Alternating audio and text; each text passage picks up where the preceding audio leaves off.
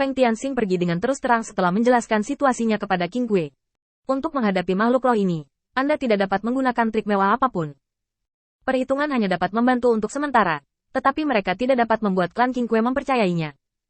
Oleh karena itu, Feng Tianxing tidak menggunakan keterampilan negosiasi apapun kali ini, dan secara langsung menyatakan kondisi yang dia butuhkan dan keuntungan yang bisa dia tawarkan. Kemudian dengan tegas memenuhi janji saat ini satu persatu, untuk mendapatkan kepercayaan dari klan Qing Kue. Tentu saja, ini hanya langkah pertama. Di masa mendatang, Feng Tianxing akan memiliki persyaratan dan ketentuan lain. Sebagai imbalannya, keluarga Qing Kue juga harus membayar harga yang sesuai untuk mencapai aliansi. Kekuatan kelompok orang Qing Kue ini tidak kuat, tetapi Feng Tianxing sangat menghargai nilai mereka. Organisasi yang tidak diawasi oleh orang lain adalah yang paling menakutkan. Tidak ada yang mengira bahwa Feng Tianxing, yang sekarang menjadi iblis, dapat melepaskan kesombongan iblis dan bergandengan tangan dengan orang asing. Ini saja sudah cukup untuk membuat sebagian besar otak iblis tidak bisa berputar. Jika orang-orang Qing Kue ini bersedia membentuk bawahan mereka sendiri, mereka pasti mata-mata intelijen terbaik. Hanya saja ini semua butuh waktu untuk menumpuk perlahan, bukan kerja seharian. Tidak lama setelah Feng Tianxing meninggalkan kediaman Qing Kue, dia menerima tanggapan dari klan Qing Kue, dan mereka setuju. Dan dengan sangat lugas mengatur 10 burung pipit biru yang diminta Feng Tianxing. Feng Tianxing menggelengkan kepalanya tak berdaya. Orang baik, jika aku tahu aku tidak akan lari secepat itu, aku harus kembali sekarang. Kembali dengan sedikit kegembiraan dan ketidakberdayaan, dia berhati-hati sepanjang jalan, menghindari anak buah Jia Luo. Alasan utamanya adalah Feng Tianxing tidak tahu seberapa jauh Jia Luo telah memantau keluarga Qing Kue. Jika dia menggunakan saluran luar angkasa untuk bergegas, dia mungkin diperhatikan oleh Jia Luo. Ketika Jia Luo mengatur cara, dia ingin mentransfer dalam jangkauan yang luas tujuan burung pipit biru ini tidak dapat tercapai. Jadi perjalanan ini memakan waktu lama, dan Feng Tianxing kembali ke wilayah klan Qing Kue. Saya melihat seorang pria dengan wajah tampan berdiri tinggi di langit. Melihat Feng Tianxing kembali, dia bergegas maju dan berkata, "Juga undang teman ini untuk memasuki wilayah klan saya untuk beristirahat." Feng Tianxing mengangguk. "Silakan memimpin jalan." Saat orang-orang itu memasuki kelompok bersama, Feng Tianxing melihat banyak klan Qing Kue, tetapi wajah mereka agak kuyu. Tampaknya Jia Luo telah banyak membuangnya selama ini. "Bisakah kamu keluar dari sini sekarang?" Pria itu langsung menggelengkan kepalanya. "Tidak, blokade Jia Luo terlalu ketat, kita tidak bisa menembus pengepungannya."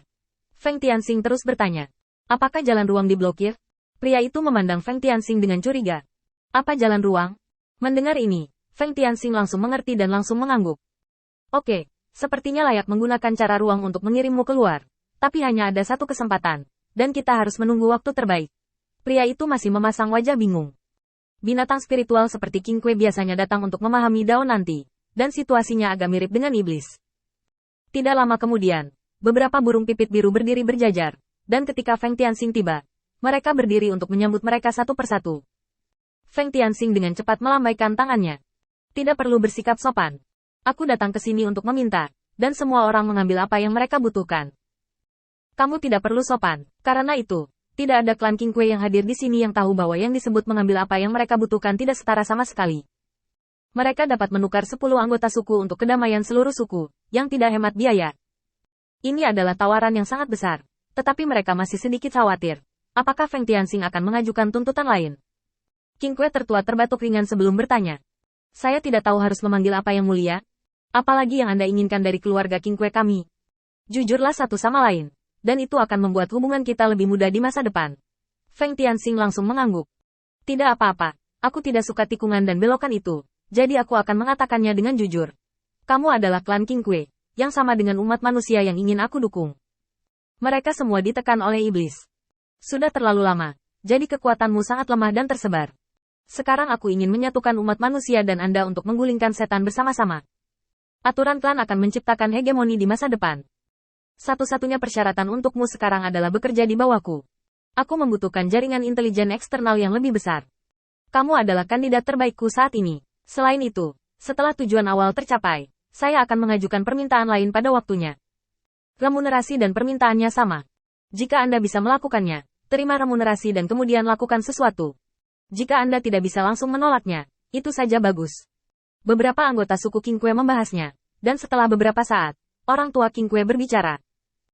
"Oke, kita bisa setuju dengan syarat ini, tapi kita juga menginginkan kesempatan untuk menguasai dunia, meski sedikit angan-angan, tapi aku harap kamu bisa menyimpannya untuk kami.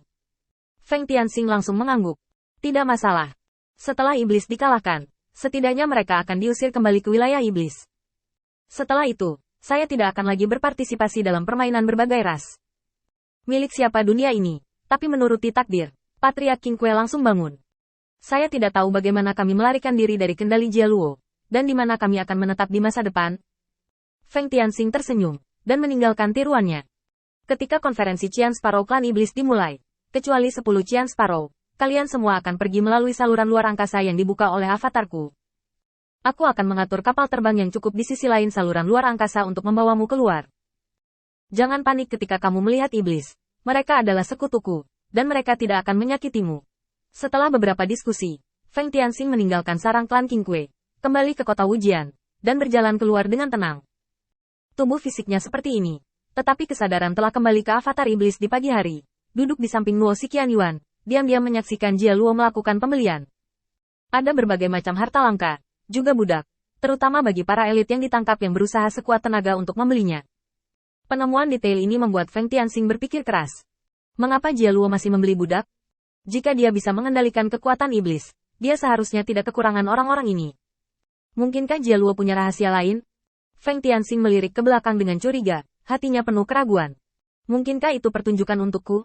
Begitu ide ini muncul, Feng Tianxing tiba-tiba menjadi waspada. Jika Jia Luo melakukannya untuk pertunjukan, jika itu membuat dirinya merasa bahwa dia memiliki sedikit orang di bawah komandonya, itu akan masuk akal. Tetapi juga masuk akal jika Jia Luo memiliki staf yang tidak mencukupi. Untuk sementara, Feng Tianxing tidak dapat menilai apakah masalahnya benar atau tidak. Setelah hening sejenak, Feng Tianxing hanya berbicara. Coba ambil 2. Setelah lama terdiam, Luo Xiqian akhirnya mulai bertindak, dan penawaran besar dimulai lagi.